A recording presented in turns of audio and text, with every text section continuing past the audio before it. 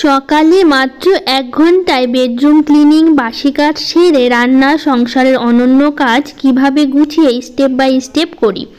রাধে রাধে বন্ধুরা, কেমন আছো তোমরা সবাই? আশা করি ভীষণ ভালো আছো। আমরাও কিন্তু খুব ভালো আছি। আজকে হচ্ছে শুক্রবার, তোমাদের সাথে নিয়ে আজকের ব্লগটা শুরু করছি। সাথে থাকো, আজকের ব্লগটা তোমাদের খুব ভালো লাগবে।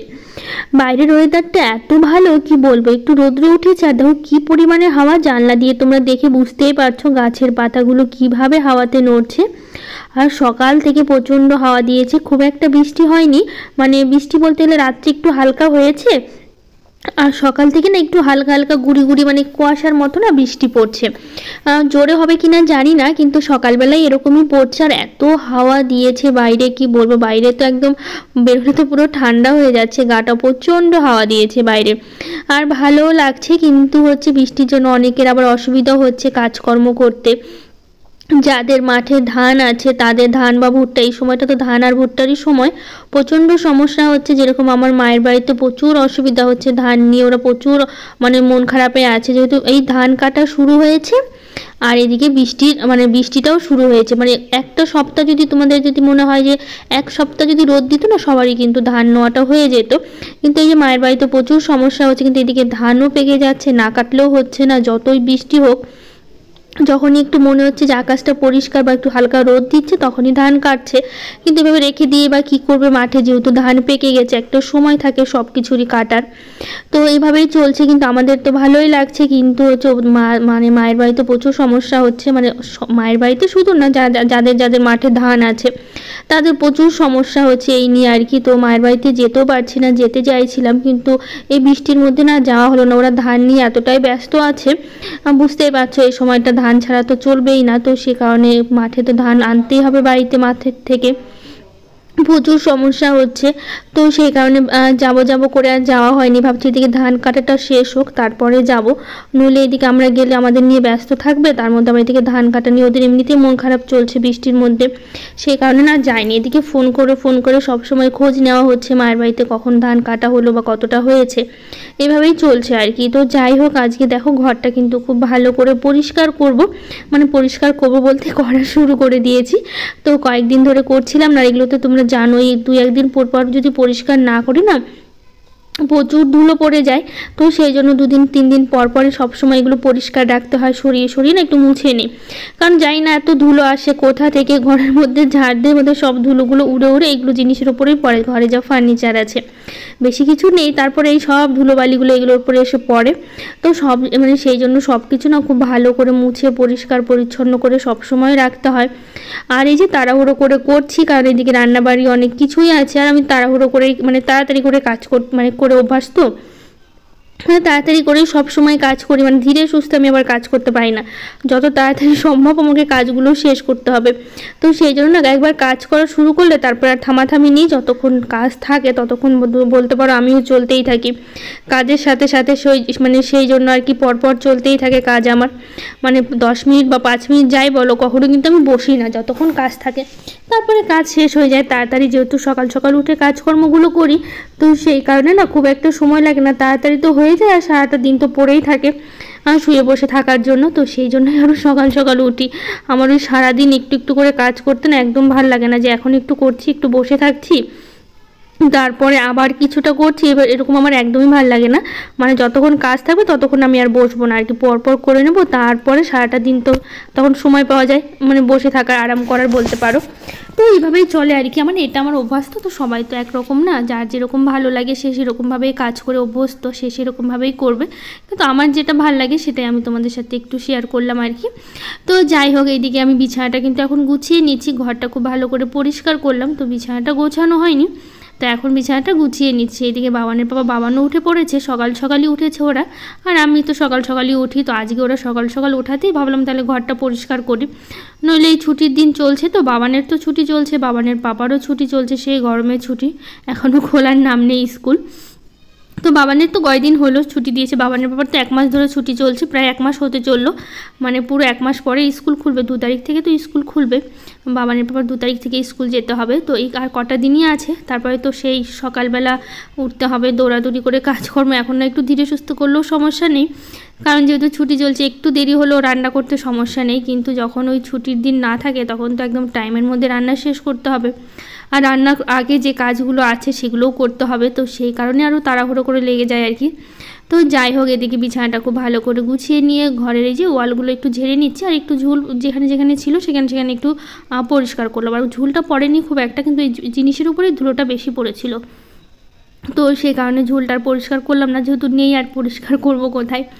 তো দেখো এদিকে আমি এখন ঝাড় দিয়ে দিচ্ছি খুব ভালো করে, আর ঘরটা পরিষ্কার করতে একটু ধুলোবালি বেরোয়, তো সেই জন্য খাটের নিচটাও যতটা হাত গেল ঢুকিয়ে তারপরে হচ্ছে পরিষ্কার করলাম, মানে ঝাড় দিয়ে নিলাম, দিয়ে তারপরে এই সাইডটা ঝাড় দেবো খাটের, আর সাথে এই যে ওয়ালগুলো একটু ঝেড়ে নিচ্ছি। আর তারপরে হচ্ছে এই কাজ করতে করতে না, মানে বাইরে তো প্রচণ্ড হাওয়া দিয়েছে, ঠান্ডা ঠান্ডা লাগছে ঠিকই, কিন্তু এই যে কাজকর্ম করতে করতে এদিকে আমি ঘেমে যাচ্ছি, প্রচণ্ড গরম লেগে গেছে আর কি। এই ঘরটা পরিষ্কার করতে করতে গরমের দিনে যতই ঠান্ডা পড়ুক না কেন, মানে গরম মানে একটু কাজ করতে গেলেই কিন্তু তখন গরমটা লাগে, তাই না? শীতের সময় কিন্তু এটা হয় না, যতই কাজ করো গরম আর লাগে না, কিন্তু এই গরমের সময় একটু কাজ করলে পুরো ঘেমে যাচ্ছে আর কি।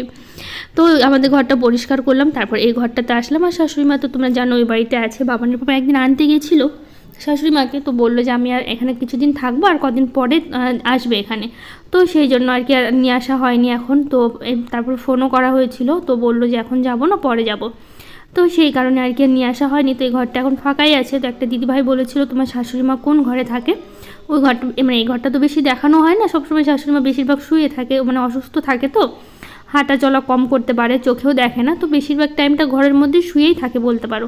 তো বাইরে খুব একটা বসে না, ওই ধরো খাওয়ার সময় বা একটু কথা টথা বললে তখন বসে, নাহলে সারাদিন প্রায় ঘুমিয়ে থাকে আর ঘরের মধ্যেই থাকে।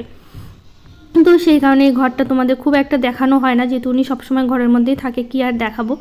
তো যাই হোক, এখন যেহেতু নেই, তো সেই জন্যই তোমাদের সাথে ঘরটা একটু শেয়ার করলাম, আর ঘরটা একটু পরিষ্কার করলাম। আর জানলাটা না একটু খোলা থাকে, শাশুড়িমা যখন থাকে বেশিরভাগ টাইমটা খুলে রাখা হয়, ওনার আবার ঘর বন্দি একদমই পছন্দ না, তো সেই জন্য জানলাটা খুলে রাখি। তো সেই জন্য জানলাটা না প্রচুর ধুলো পড়েছিল গ্রিলগুলোতে, তো গ্রিলগুলো একটু পরিষ্কার করলাম। আর আজকে না একটু খাটের, মানে খাট বলতে সরি, চোখের নিচটা আর কি পরিষ্কার করবো, কারণ উনি থাকাকালীন খুব একটা মানে পরিষ্কার করা হয় না, ঘরের মধ্যেই বেশি থাকে। তো এই যে ঘরের মধ্যে থাকাকালীন বেশি ঝাড়ঝাটা, মানে ঝাড়ঝাটা বলতে তো ঝাড়ঝাটা দিতেই হবে, মানে বেশি আর কি ধুলোবালি তো ঝাড়া ঠাড়া যায় না, যেহেতু উনি থাকে ঘরের মতো, ওনার অসুবিধা হয় যখন একটু বাইরে বসে বা আমরা বলি বসতে, তখনই ঘরটা মানে বেশি পরিষ্কার করা হয়, মাঝে মধ্যে করা হয়, প্রতিদিন বলতে পারো সামনে সামনে ঝাড় দেওয়া হয়।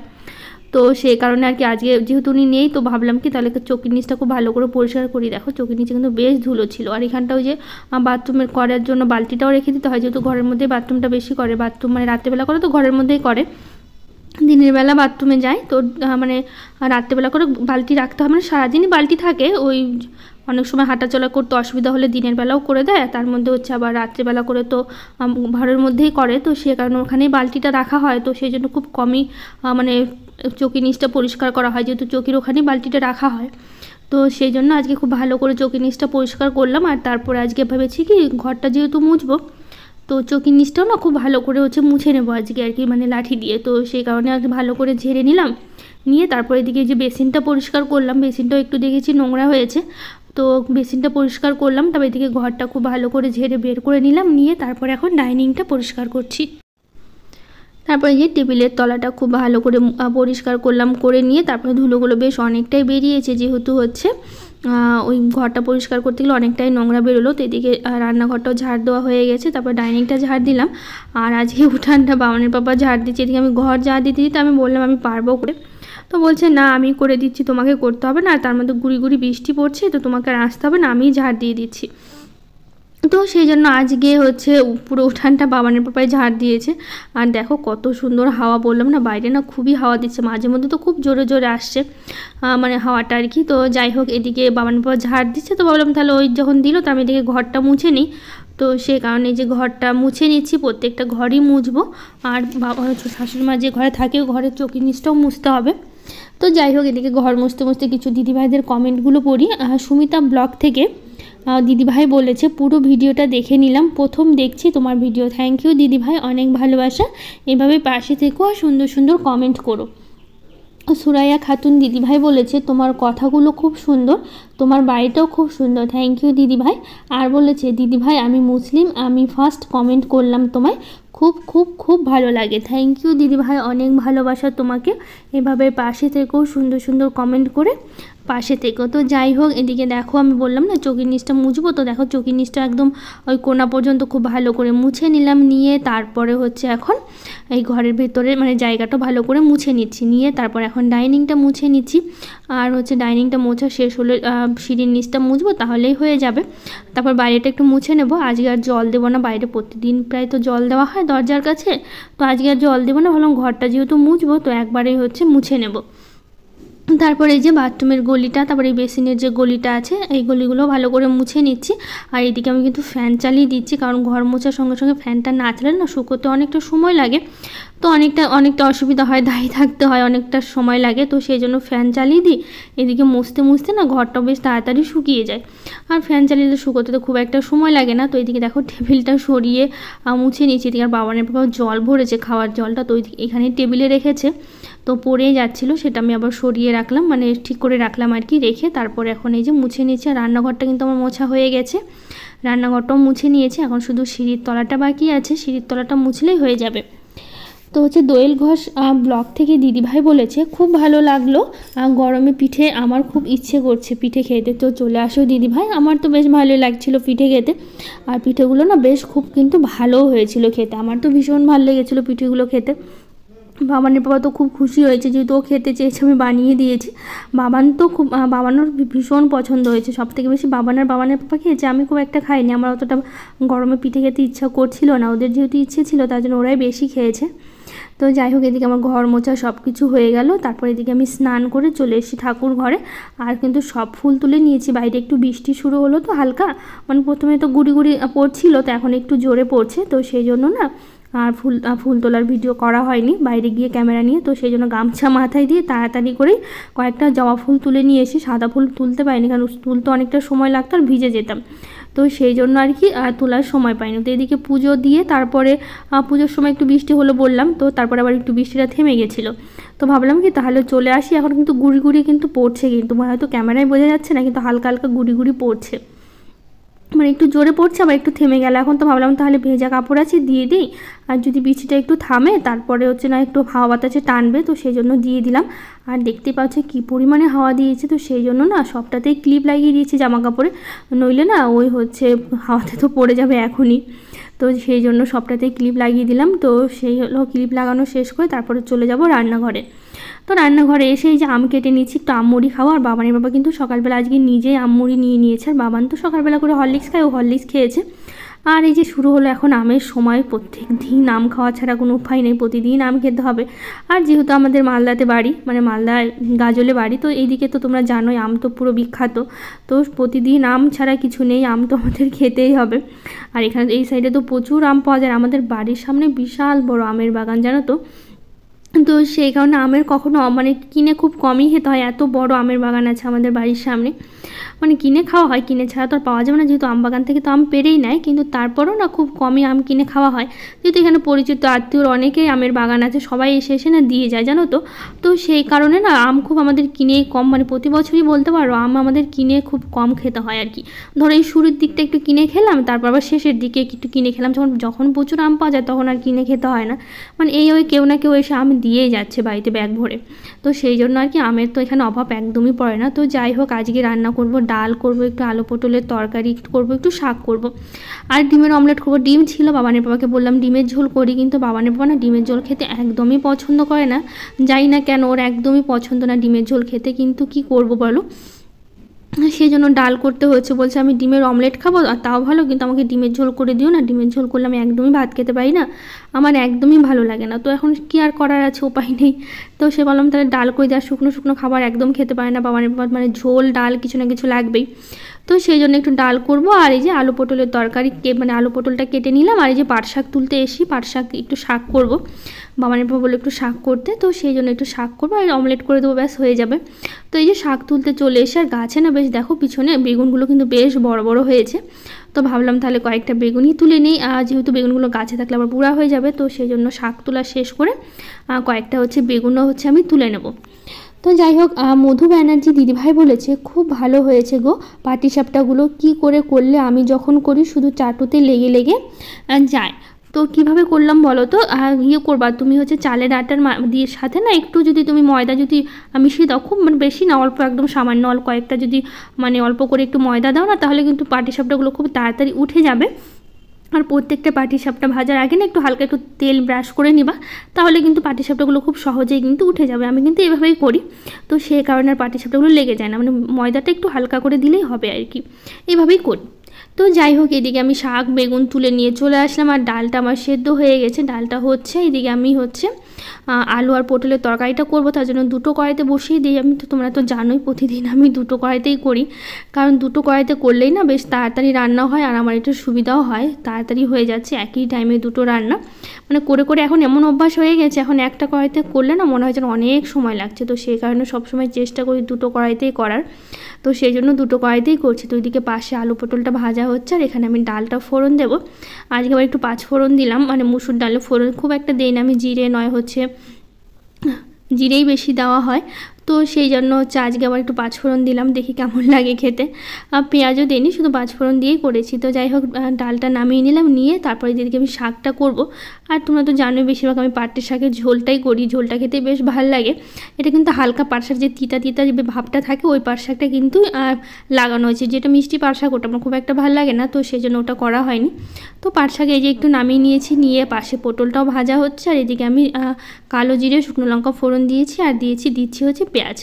তো পেঁয়াজটা একটু লাল লাল করে ভেজে নেবো, তারপর পাট শাকটা দিয়ে কিছুক্ষণ নাড়াচাড়া করে নিলে হয়ে যাবে আমার পাট শাকের ঝোলটা। তো এদিকে পটলটাও দেখো ভাজা ভাজা হয়ে গেছে অনেকক্ষণ করে নিয়ে, তারপর এর মধ্যে দিয়ে দিলাম বেটে রাখা মশলা, আর এর মধ্যে কিন্তু আমি টমেটোও দিয়ে দিয়েছি। তো কিছুক্ষণ মশলার সাথে কষিয়ে নেব, কষিয়ে নেওয়ার পর তারপরে দিব এর মধ্যে জল।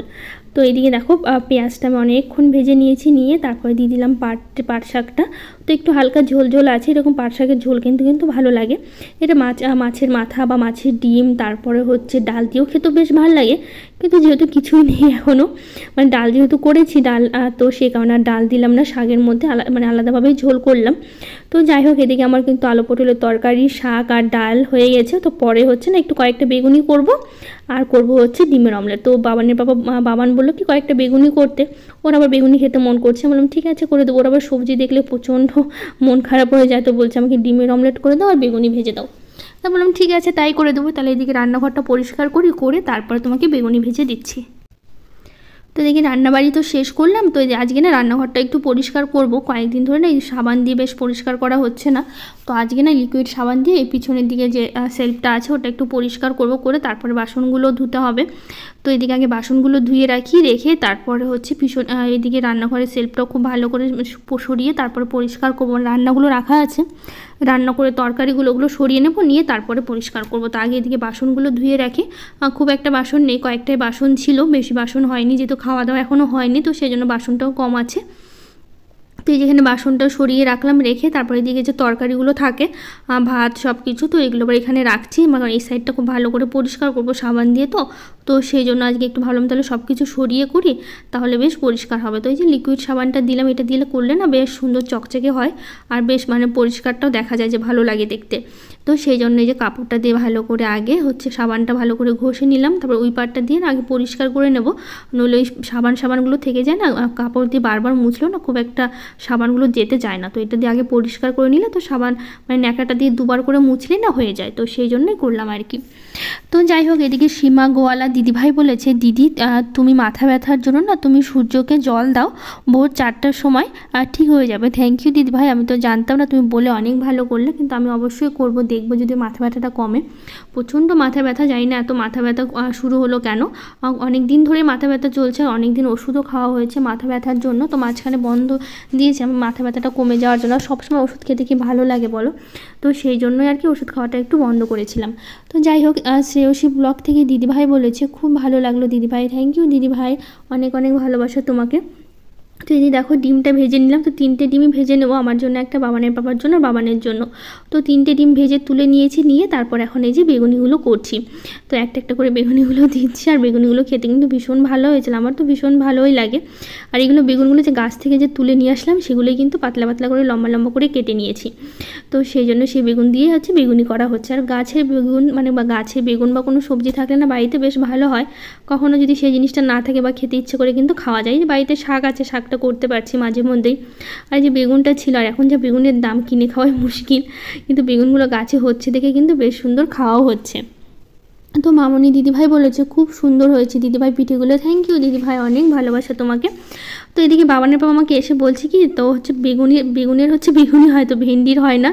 তো বলছি কেন হবে না, করলেই হবে। তো আমি একটা ভেন্ডি নিয়ে আসলাম, নিয়ে এসে 4 টুকরা করেছি। তো আমি বললাম ঠিক আছে তোমাকে ভেজে দিচ্ছি ভেন্ডি দিয়ে, মানে ভেন্ডিরই বড়া করে দিচ্ছি, খেয়ে দেখো কেমন লাগে। আসলে ও আমাকে বলছে এটা মানে ভেন্ডির হয় না, আমি যে করলেই হবে, কেন হবে না। তো যাই হোক, এই যে দেখো ভেন্ডির হচ্ছে 4টা করলাম, জানি না কেমন লাগবে খেতে। তো যাই হোক, এদিকে বেগুনিগুলো বাকি কটা ভেজে নিলাম, নিয়ে তারপর আমরা গরম গরম এখন ভাত খেয়ে নেব, তাহলেই হয়ে যাবে। তো এদিকে সকালবেলা যত কাজকর্ম ছিল সবই তো করে নিয়েছি, এখন কাজকর্ম বলতে কিছুই নেই। তো যাই হোক, আজকের ব্লগটা আর বড় করবো না, অনেকটাই বড় হয়ে গেছে। তো কেমন লাগলো জানিও, আজকের মতো টাটা, দেখা হবে নতুন একটা ব্লগে।